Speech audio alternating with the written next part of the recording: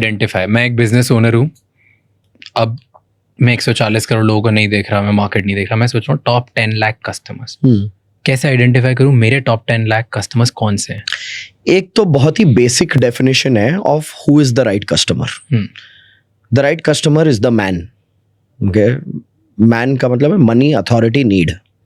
किसके पास पैसा है, किसके पास डिसीजन लेने की अथॉरिटी है, और किसके पास जरूरत है आपके प्रोडक्ट या सर्विस की. Okay, so in any business that you are doing you need to identify कि मैन कौन है वहां पर. Money, authority, need. अगर आप अपना प्रोडक्ट या सर्विस सिर्फ you are targeting the people who have money but they don't have need से पूछना है, or they don't have authority in the sales cycle. Okay, so you need to find who has the money, who has the authority, who has the need. Now while you're selecting a category of customer ना, एक brutal fact है, whoever you sell to their problem becomes your problem. जिसको भी आप बेचोगे उनकी problems आपकी problem बनेंगी. For example, मैं I can be selling boats to fishermen, ठीक है, और I can be selling yachts to millionaires and billionaires. Boat और yacht दोनों पानी पे चलते हैं. Okay, उन दोनों के कॉन्सेप्ट को एक्सप्लेन करने के लिए जो स्किल चाहिए, नॉलेज चाहिए, सेम ही है. बट अगर मैंने अपना बिजनेस ऐसे बनाया कि I am selling boats to fisherman, तो मछुआरे के प्रॉब्लम मेरे प्रॉब्लम हो जाएंगे. उसका प्रॉब्लम क्या है, उसके पास पैसा नहीं है, तो बोलेगा तुम्हारा बोट बहुत एक्सपेंसिव है, तो मुझे क्या करना पड़ेगा, उसका प्रॉब्लम मेरा प्रॉब्लम बना के दाम कम करना पड़ेगा.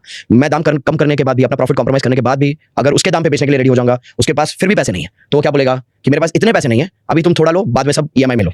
अब उसकी प्रॉब्लम मेरी प्रॉब्लम. अब मैं उसको एक छोटे डिपॉजिट अमाउंट पे बोट डिलीवर कर देता हूँ, फिर हर महीने जाता हूँ कलेक्ट करने के लिए. उसकी प्रॉब्लम अभी भी क्या है, पैसा नहीं, उसके पास पैसे नहीं है. अब उसकी प्रॉब्लम मेरी प्रॉब्लम.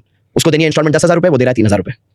अब अगर मैं यही अपना नॉलेज और स्किल कि पानी पे तैरने वाले वाहन को बेच रहा हूँ, यॉट को बेच रहा हूँ एक मिलियनेयर या बिलियनेयर को, एक मिलियनेयर और बिलियनेयर की प्रॉब्लम क्या है, वो बोलेगा कि सबसे प्रीमियम सेगमेंट वाला दिखाना, सबसे अच्छा ब्रांड वाला दिखाना, यॉट में कुछ ऐसा होना चाहिए जो मैं अपने फ्रेंड्स को दिखा सकूं. या वो पूछेगा बिटकॉइन में पैसे लोगे क्या, या वो पूछेगा USDT में ट्रांसफर लोगे क्या, या वो बोलेगा तुम इतने में मुझे बेच रहे हो, मैंने अपने दोस्तों को इसका 1.5 टाइम्स प्राइस दिया है, अगर मैं कोई रेफरल दूं तो मेरे दोस्तों को उसी प्राइस पे बेचना.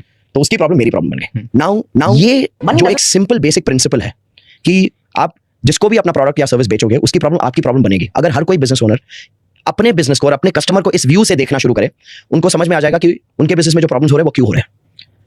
अगर आप B2B में बेच रहे हो, B2B में प्रॉब्लम क्या है, एक डिसीजन मेकिंग की हायरार्की है, तो सेल्स प्रोसेस स्लो हो जाता है.